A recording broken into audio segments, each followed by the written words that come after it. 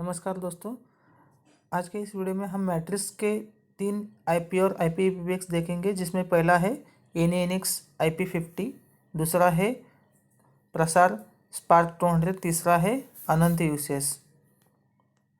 जिसमें का आप इमेज में देख रहे हैं NANX IP50 IPv6 है, जो कि एक IPv6 है।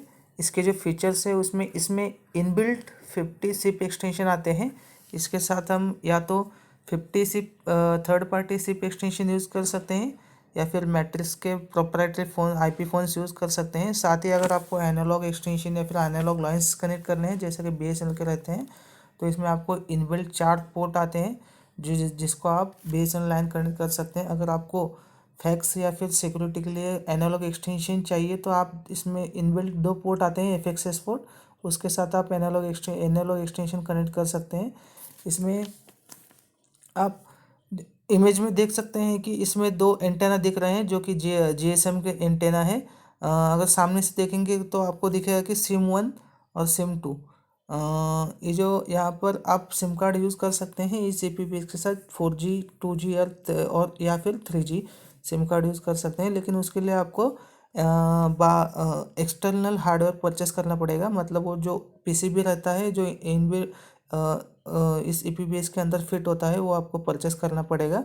तो 2 सिम कार्ड हम इसके साथ यूज़ कर सकते हैं। अगर आप आपने सिप ट्रंक लिया है टाटा, एयरटेल या फिर जियो का, वो भी हम इसके साथ कनेक्ट कर सकते हैं। टोटल 8 सिप ट्रंक कनेक्ट कर सकते हैं इसके साथ, और एट ए टाइम 8 लोग कॉल कर सकते हैं उस सिप ट्रंक से। मतलब 8 चैनल्स हैं इसमें आउटगोइंग कॉल्स के लिए, तो एट ए टाइम 8 लोग कॉल कर सकते हैं। दूसरी बात ये है कि इसके साथ इसके जो सिप एक्सटेंशन है 50 सिप एक्सटेंशंस के लाइसेंस इनबिल्ट आते हैं। साथ ही 50 मैट्रिक्स सॉफ्टफोन के लाइसेंस भी इसमें इनबिल्ट ही आते हैं, तो वो अलग से आपको परचेस करने की ज़रूरत नहीं है। जो कि iOS मोबाइल के लिए वार्ता AMP100, या फिर एंड्रॉयड के लिए ADR100, विंडोज़ के लिए Win200 सॉफ्ट फोन है, वो आप यूज़ कर सकते हैं फ्री ऑफ कॉस्ट। आप एंड्रॉयड iOS या फिर विंडोज़ मोबाइल पे यूज़ कर सकते हैं। खाली ये लिनक्स के लिए सपोर्टेड नहीं है। तो अगर आप बाहर के नेटवर्क में यूज़ करना चाहते हैं सॉफ्ट फ़ोन अपने मोबाइल के इंटरनेट से, ये भी पॉसिबल है। खाली उसके लिए आपको अपने राउटर या फायरवॉल में पोर्ट फॉरवर्ड करने पड़ेंगे। और इसकी जो मेन बात है IPPS का, ये इसको direct to AC voltage input नहीं है। ये 24 वोल्ट 2.5 एम्प DC सप्लाई पे वर्क करता है, एडाप्टर आता है। तो मतलब ओवर वोल्टेज का कोई इशू नहीं इसमें। रिलायबल IPv6 है। अगर आपकी कंपनी का छोटी कंपनी है और मैन पावर आपके जो 50 के अंदर है, तो आप ये IPv6 आपके लिए आइडल है, आप ले सकते हैं। बहुत ही अच्छा IPv6 है। और हमारा दूसरा IPv6 जो है मैट्रिक्स प्रसार UCS, एक प्योर IPv6 है। इसके साथ कोई इनपुट और आउटपुट पोर्ट नहीं आता। मतलब एनालॉग या फिर एनालॉग एक्सटेंशन या फिर एनालॉग ट्रंक का। खाली इसमें 2 एडाप्टर के पोर्ट आते हैं पावर सप्लाई के लिए, और 2 लैन पोर्ट आते हैं, जिसमें से एक लैन रहता है, दूसरा वैन रहता है। इसमें 2 मोड्स हैं, एक तो SME मोड या दूसरा एंटरप्राइज मोड। SME मोड में हम लगभग 250 एक्सटेंशन तक इसको बढ़ा सकते हैं, और एंटरप्राइज मोड में इसके जो सिप एक्सटेंशन है वो 2100 तक बढ़ सकते हैं। इसमें at a time 99 SIP trunks use कर सकते हैं। सिप ट्रंक्स मतलब जो बाहर IP बेस्ड ट्रंक रहता है आउटगोइंग इनकमिंग के लिए, जो टाटा या जियो या फिर एयरटेल BSNL वाले प्रोवाइड करते हैं। सेम इसका जो पावर कंजप्शन है वो 24 वोल्ट 2.5 एम्पियर एडाप्टर पे ही चलता है। इसमें एक खास बात ये है कि इसको दो इनपुट पोर्ट है रिडंडेंसी के लिए। अगर एक पोर्ट ख़राब जो हो जाता है पावर सप्लाई का, तो आप दूसरे पोर्ट पे लगा सकते हैं। ये इसकी एक खास बात है। इसमें इनबिल्ट वॉइस मेल आता है 4 चैनल का। वेलकम मैसेज वगैरह आप फ्री ऑफ कॉस्ट इसमें बजा सकते हैं कस्टमर को ग्रीट करने के लिए। ध्यान में रहिए कि ये एक प्योर IPv6 है। इसके साथ कोई एनालॉग एक्सटेंशन वगैरह कनेक्ट नहीं कर सकते। अगर कनेक्ट करना होगा तो आपको आटा डिवाइस, जो कि एनालॉग टेलीफोन अडाप्टर बोलते हैं, जिसमें सिर्फ एक्सटेंशन एनालॉग को कन्वर्ट होता है, वो गेटवे आपको परचेस करना पड़ेगा। उसमें सिप एक्सटेंशन रजिस्टर करके आप एनालॉग फ़ोन्स यूज़ कर सकते हैं अगर आपके पास एग्जिस्टिंग टेलीफोन का वायरिंग किया हुआ है तो। नेक्स्ट IPv6 है हमारा अनंत यूसीएस। यहाँ पर कोई इमेज नहीं है इसका, क्योंकि ये हार्डवेयर के साथ नहीं आता। इसके लिए सेपरेट से हार्डवेयर लेना पड़ता है। कोई सर्वर या फिर ब्लेड सर्वर जो रहता है वो लेना पड़ता है। ये एक ISO इमेज आती है इसकी, तो ये ऐसे सॉफ्टवेयर जैसा ही आता है, इसका कोई हार्डवेयर नहीं है। लेकिन इसकी जो कैपेसिटी है वो मैट्रिक्स के पूरे IPv6 फैमिली में IP एक्सटेंशन के लिए सबसे ज़्यादा है। लगभग 5000 सिप एक्सटेंशन हम इसके साथ यूज़ कर सकते हैं और एट ए टाइम 1024 लोग एक साथ बोल सकते हैं। इसमें बिल्ट इन वॉइसमेल है और मैट्रिक्स के जो कुछ भी बाकी के स्टैंडर्ड फीचर है वो सब इसमें इंक्लूड है। तो इसमें क्या है कि हार्डवेयर अब हम हार्डवेयर जो है वो हम अपनी चॉइस का ले सकते हैं, लेकिन जो सॉफ्टवेयर रहेगा वो मैट्रिक्स का ही रहेगा। तो इसके जो हार्डवेयर रिक्वायरमेंट है वो इंटेल जेनॉन E2134 और एबो का प्रोसेसर लगेगा। CPU स्पीड 3.5 गीगाहर्ट्ज़ और एबो। जो CPU कोर है वो 4 या फिर 8 कोर का लगेगा। रैम जो है वो 8 GB के ऊपर और हार्ड डिस्क जो है वो 1 TB के ऊपर लगेगा। अब मैट्रिक्स IPv6 के कुछ एडवांटेजेस मैं बताना चाहूँगा जो मुझे लगता है कि बाकी के IPv6 ब्रांड्स जो है उसके अगेंस्ट में कुछ एडवांटेजेस रखते हैं। मैट्रिक्स मैट्रिक्स में इनबिल्ट SMDR रिपोर्ट जो रहता है वो एक PDF जनरेट करता है, जिसमें आपको इनकमिंग आउटगोइंग या फिर इंटरनल कॉल्स जो है उसका रिपोर्ट आपको मिल सकता है इनबिल्ट PDF फॉर्मेट में बहुत ही अच्छी तरीके से। इसके लिए आपको अलग से कॉल बिलिंग सॉफ्टवेयर लेने की ज़रूरत नहीं है। और उसमें दूसरा फीचर जो है वो कॉल ड्यूरेशन कंट्रोल का है। मतलब कंसिडर कीजिए कि आप चाहते हैं कि कोई आपका बंदा है, एम्प्लॉय है, वो अगर 3 मिनट के ऊपर कोई भी आउटगोइंग कॉल पे बात करना नहीं चाहिए, तो आप कॉल ड्यूरेशन कंट्रोल कर सकते हैं उस पर्टिकुलर एक्सटेंशन के लिए।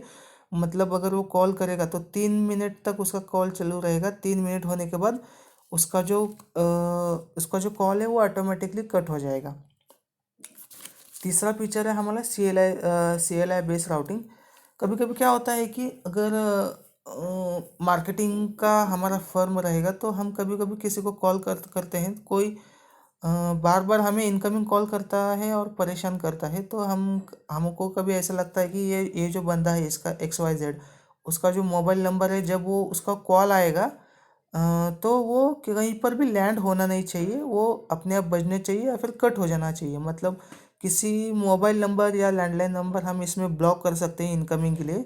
या फिर दूसरा एक अच्छा फीचर है, कंसिडर कीजिए कि हमारे बॉस हैं कंपनी के और उनके घर से कोई फ़ोन करता है या फिर बॉस बोलता है कि अगर मुझे इस नंबर से इस नंबर से इस बंदे ने फ़ोन किया तो वो डायरेक्टली मेरे पास ही आना चाहिए, बाकी पूरे कंपनी में किधर भी बजना नहीं चाहिए।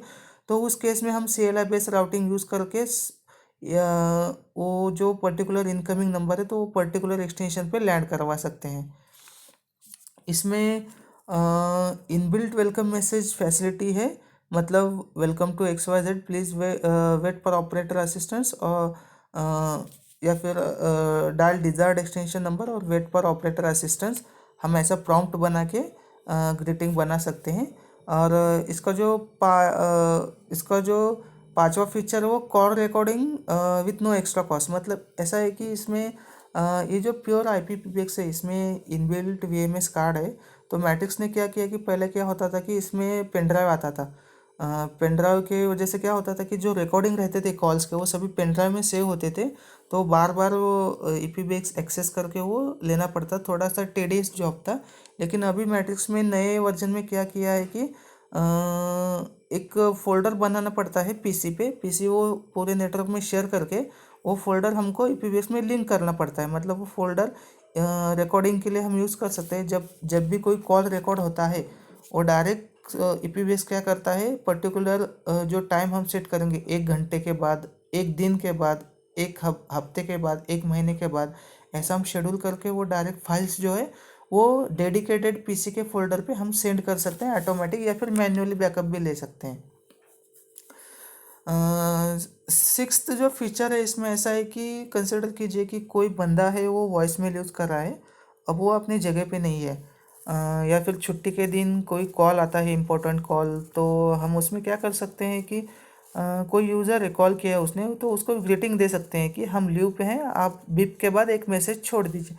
तो उसमें उस केस में क्या होगा कि जब कोई यूज़र कॉल करेगा तो सिस्टम क्या करेगा, कुछ पर्टिकुलर रिंग के बाद उसको वॉइस उसको उसके कॉल को वॉइस मेल को डाइवर्ट कर देगा, और वो जो बंदा कुछ भी मैसेज छोड़ेगा वो मैसेज डायरेक्ट है ना, वो जो एक्सटेंशन जिस बंदे का है उसके ईमेल आईडी पे डायरेक्टली वो अटैच करके ईपीबीएक्स उसके मेल पे वो फाइल सेंड कर देगा। मतलब क्या करेगा, जो रिकॉर्डेड फाइल है वो डायरेक्ट इंटरनेट से उसके ईमेल आईडी पे अटैच होके चला जाएगा। सेवन्थ फीचर है,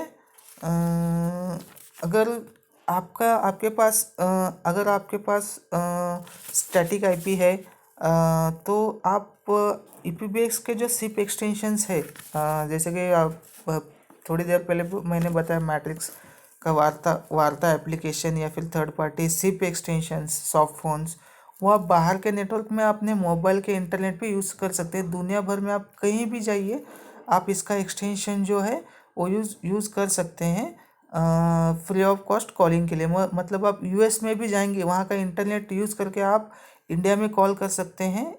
उसके लिए खाली आपको आपके इंटरनेट सर्विस प्रोवाइडर से स्टैटिक आईपी और आपके राउटर या फिर फायरवॉल पे सिप के एसआईपी के पोर्ट जो रहते हैं 5060 5061 और आरटीपी पोर्ट है, वो सब फॉरवर्ड करने पड़ेंगे ईपीबीएस के आईपी को। आठवां जो एडवांटेजेस है मैट्रिक्स के ईपीबीएस का, इसमें हम है ना GSM 4G GSM SIM cards use कर सकते हैं। अभी क्या हुआ है कि बहुत सारे कंपनी जो है एनुअल पैकेजेस देते हैं कॉलिंग के लिए, तो वो बहुत ही सस्ता पड़ता है। तो अगर आप चाहते हैं कि एक दो सिम कार्ड आप यूज़ करना चाहते हैं फ्री ऑफ कॉस्ट कॉलिंग के लिए या फिर बैकअप लाइन के लिए, मतलब अगर कभी पीआरआई लाइन या फिर सिप ट्रंक या फिर बीएसएनएल की लाइन जो है वो बंद पड़ जाते हैं, तो उस केस में आपको बैकअप लाइन चाहिए तो आप सिम कार्ड यूज़ कर सकते हैं, वो भी प्रोविजन मैट्रिक्स में है, तो आप सिम कार्ड यूज़ कर सकते हैं। और नाइन्थ जो फीचर है, इसमें 3 मोड रहते हैं जब इसका हम वेब बेस एक्सेस करते हैं प्रोग्राम के लिए। इसमें 3 मोड रहते हैं, सिस्टम इंजीनियर, सिस्टम एडमिनिस्ट्रेटर और यूज़र। ये जो यूज़र है, उसमें आप क्या कर सकते हैं कि जो होटल्स के फीचर है कि कोई गेस्ट चेक इन चेकआउट करता है, ऐसे फीचर जो आपको प्रॉपर्टी मैनेजमेंट सॉफ्टवेयर अलग से लेना पड़ता है। अगर आपको छोटा सा होटल रहेगा तो इसमें फीचर इनबिल्ट ही आता है, मतलब आपको अलग से प्रॉपर्टी मैनेजमेंट सॉफ्टवेयर लेने की ज़रूरत नहीं है। ये एकमात्र ऐसा ईपीबीएक्स है पूरे मार्केट में जिसमें इनबिल्ट प्रॉपर्टी मैनेजमेंट का फैसिलिटी है। और 10 जो फीचर है इसका जो प्रोग्रामिंग रहता है, इसमें इनबिल्ट वेब सर्वर रहता है। आईपी एड्रेस ब्राउज़र में डालेंगे तो इसका वेब सर्वर ओपन होता है, तो उसमें से हम प्रोग्रामिंग कर सकते हैं। बाकी के ईपीबीएक्स जैसा इसको सॉफ्टवेयर लीजिए वो इंस्टॉल कीजिए, ऐसा कुछ करने की ज़रूरत नहीं है। ये कुछ 10 फीचर्स थे मैट्रिक्स के। और एक खाली एक डिसएडवांटेज इसका ये है कि मैट्रिक्स का कोई भी एप्लीकेशन हो, मतलब ईपीबीएस का हो, इसका कैमरे का हो या फिर एक्सेस कंट्रोल का, तो कोई भी जो एप्लीकेशन है वो लिनक्स ऑपरेटिंग सिस्टम पे नहीं चलता, सभी चलते हैं वो खाली विंडोज़ पे ही चलते हैं। इसके बाद हम देखेंगे कि वाई टू चूज़ आईपीपीबीएक्स, मतलब हमको आईपीपीबीएक्स क्यों चूज़ करना चाहिए। इसका पहला तो रीज़न ये है, ये वन टाइम इन्वेस्टमेंट रहेगा, क्योंकि अगर इसके हम आईपी फ़ोन्स देखने जाएंगे तो एक फ़ोन सबसे सस्ता से सस्ता फ़ोन लगभग कॉस्ट करता है 3 से 3,500 का। और इसका दूसरा पार्ट देखने जाएंगे, अगर आप सॉफ्ट फ़ोन यूज़ करेंगे तो वो आपको फ्री ऑफ कॉस्ट मिलेगा, मतलब आप 3,500 एक हार्ड फ़ोन के लिए डालेंगे या फिर सस्ता सॉफ्ट फ़ोन यूज़ करके विदाउट एनी कॉस्ट आप वो अपने मोबाइल पे, लैपटॉप पे या कोई दूसरे डिवाइस पे यूज़ करेंगे, ये आप डिसाइड कर सकते हैं। और जो आपका एग्जिस्टिंग डेटा नेटवर्क है उसी पे आप यूज़ कर सकते हैं। जो हार्ड फ़ोन रहता है उसमें 2 पोर्ट रहते हैं, एक इन का और एक आउट का। आपको अलग से सॉफ्ट फ़ोन हार्ड फ़ोन के लिए लैन केबलिंग करने की ज़रूरत नहीं है। सेम नेटवर्क में आप जो अगर आईपी फ़ोन लगाएंगे उससे एक पोर्ट आउट होता है, वो डायरेक्ट आपको पीसी या लैपटॉप को जाएगा। एग्जिस्ट तो अलग से वॉइस केबलिंग करने की ज़रूरत नहीं, एग्जिस्टिंग लैन केबल पे आपका काम चल जाएगा, और आपका जो वॉइस केबलिंग का जो कॉस्ट है वो बच जाएगा। और दूसरा जो मेन एडवांटेज है IPPBX का, ये बहुत ही लो पावर कंज्यूम करता है। मतलब जितने भी IPPBX है वो सभी अडेप्टर पे चलते हैं, 24 वोल्ट अडेप्टर पे, तो उसको खुद किसी एक्सटेंशन को वोल्टेज प्रोवाइड करने की ज़रूरत नहीं। जैसे पुराने TDM IPPBX में चलते थे कि कोई एक्सटेंशन है वो 40 वोल्ट, डिजिटल एक्सटेंशन 24 वोल्ट पे चलता था। मतलब IPPBX को हर एक एक्सटेंशन को अलग से वोल्टेज देना पड़ता था कॉपर केबल से। मतलब क्या है कि वो लोड जो है वो IPPBX पे बढ़ जाता था कि इस एक्सटेंशन को वोल्टेज दो। अगर कैसा, जैसे एक्सटेंशन यूज़ करते जाएंगे वैसा वैसा IPPBX का जो पावर सप्लाई है उस पर लोड बढ़ जाता है, तो फेल्योर होने के चांसेस ज़्यादा रहते हैं। तो इस केस में क्या होता है कि IPPBX जो है उसमें पावर कंजम्पशन बहुत ही कम रहता है। उसमें कुछ किसी एक्सटेंशन को वोल्टेज नहीं देना है, वो पावर नहीं देना है। हर एक्सटेंशन को अपना खुद का अडेप्टर रहता है, या फिर वो POE लैन स्विच से अपने खुद का पावर लेता है। तो बहुत ही स्टेबल, कहने जाएंगे तो लॉन्ग लाइफ और स्टेबल IPPBX है। तो आप ये ले सकते हैं, बहुत ही अच्छा इन्वेस्टमेंट साबित हो सकता है आपका, अगर आपको बार बार IPPBX चेंज करने की ज़रूरत नहीं है। और मेन बात ये जो है, ये SIP प्रोटोकॉल वर्जन 2.0 पे चलता है, जो कि बहुत ही पॉपुलर प्रोटोकॉल है कम्युनिकेशन का, जो कोई प्रोप्राइटरी नहीं है, ये ओपन ओपन प्रोटोकॉल है। तो आप ले सकते हैं। थैंक यू दोस्तों। आपको कैसा लगा मेरा ये सभी इन्फॉर्मेशन, आप मुझे प्लीज़ कमेंट कीजिए। और आपको किस चीज़ पे वीडियो चाहिए मुझे प्लीज़ बताइए, ताकि मैं आपके लिए वो वीडियो बना सकूं। कमेंट ज़रूर कीजिए, सब्सक्राइब कीजिए, शेयर कीजिए, और अपने दोस्तों को भी बता दीजिए ताकि उनको भी ये नॉलेज मिल सके। Thank you friends.